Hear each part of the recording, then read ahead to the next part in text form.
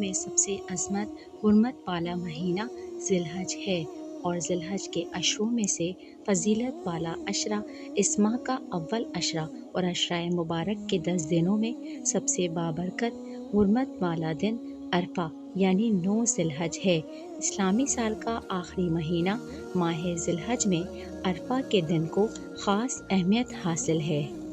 یوم عرفہ کی قسم، قرآن کریم میں اللہ عز و جل نے عرفہ کے دن کی قسم کھائی ہے۔ کائنات کا حقیقی بادشاہ جو طاقت اور اقتدار کا اکیلا مالک ہے، سب کو بنانے اور پالنے والا، جس شے کی قسم کھا لے اس کی فضیلت و اہمیت کے ممتاز ہونے میں کسی قسم کا کوئی شک و شبہ کی گنجائش نہیں۔ سورۃ الفجر کی ابتدائی آیت میں ارشاد ربانی ہے، قسم ہے فجر کے وقت کی اور 10 راتوں کی اور جفت اور طاق کی۔ اس آیت میں جفت سے مراد 10 ذی الحج کا دن ہے جو کہ جفت ہے، اور طاق سے مراد عرفہ کا دن ہے جو 9 ذی الحج کو آتا ہے۔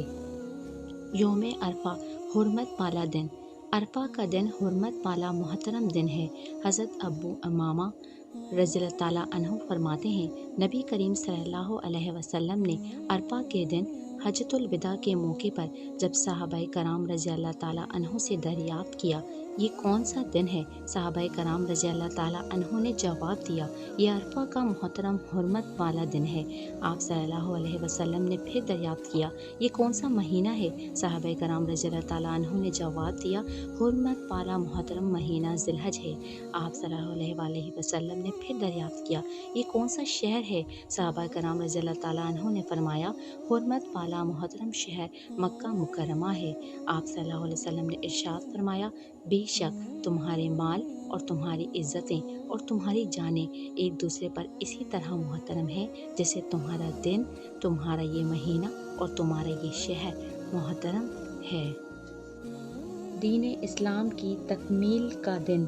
قرآن مجید کی ایک سورت میں اللہ سبحانہ وتعالیٰ ارشاد فرماتا ہے،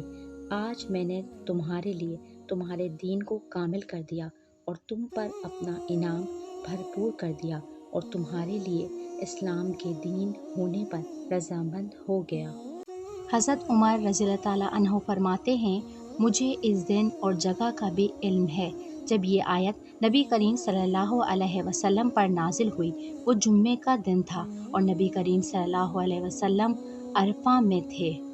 عید کا دن، اگرچہ مسلمانوں کے لیے مذہبی تہوار یعنی عید کے صرف 2 دن ہیں، عرفہ کے دن کو عید سے تشبیہ دینے کی اہم وجہ اس دن اللہ کی رحمت کا نزول، انعام اور اکرام کی بہتات ہوتی ہے، جہنم اور عذاب سے خلاصی، بخشش کے پروانے بکثرت دیے جاتے ہیں، اور یہ دین اسلام کی تکمیل کا دن ہے۔ اس لیے مسلمانان دین کے لیے یوم عرفہ باعث خوشی و مسرت کا دن عید کے دن کی طرح ہے۔ حضرت عقبہ بن عامر رضی اللہ تعالیٰ عنہ نبی کریم صلی اللہ علیہ وسلم کا یہ ارشاد نقل فرماتے ہیں، عرفہ یعنی 9 ذی الحج، یوم نحر یعنی 10 ذی الحج اور ایام التشریق یعنی 11، 12 اور 13 ذی الحج، یہ سب مسلمانوں کے عید کے ایام ہیں اور کھانے پینے کے دن ہیں۔ جہنم سے آزادی کا دن، نبی کریم صلی اللہ علیہ وسلم کا ارشاد ہے، کوئی دن ایسا نہیں جس میں عرفہ کے دن سے زیادہ اللہ تعالیٰ بندوں کو جہنم سے آزاد کرتے ہوں، یعنی سب سے زیادہ عرفہ کے دن اللہ تعالیٰ لوگوں کی گردنیں جہنم سے آزاد کرتے ہیں، اور بے شک اللہ تعالیٰ بندوں کے قریب آتے ہیں، پھر بندوں کے بارے میں فرشتوں پر فخر کرتے ہوئے فرماتے ہیں کہ یہ بندے کیا چاہتے ہیں۔ رحمت اور مغفرت الہی کا دن، حضرت جابر رضی اللہ تعالیٰ عنہ نبی کریم صلی اللہ علیہ وسلم کا یہ ارشاد نقل فرماتے ہیں،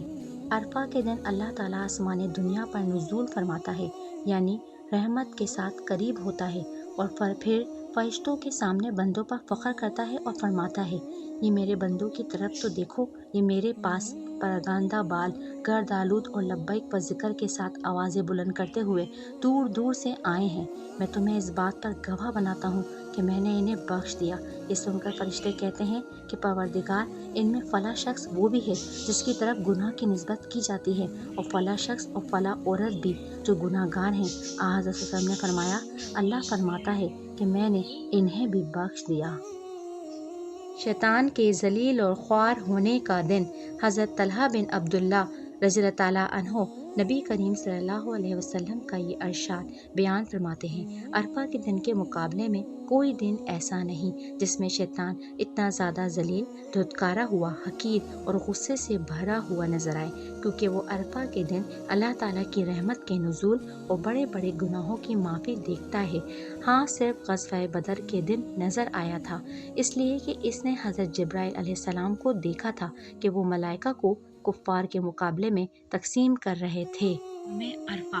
2 سال کے گناہوں کا کفارہ۔ نبی کریم صلی اللہ علیہ وسلم نے فرمایا، جس نے عرفہ کے دن روزہ رکھا، اس کے مسلسل 2 سال کے گناہ معاف کر دیے جاتے ہیں۔